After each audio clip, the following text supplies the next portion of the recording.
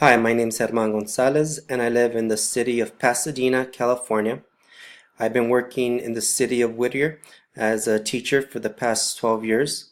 The first 5 years I worked as a kindergarten teacher and then moved into special education. And I've been a sixth grade RSP teacher for the past 7 years.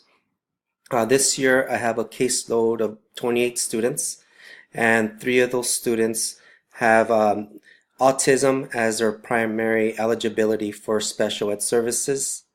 Things that I'm happy about with these courses is that I've learned a lot about the functional behavior assessments. I've been able to assist the school psychologists assessing these students for behaviors, also implementing the evidence-based practices. So I'm very proud of that.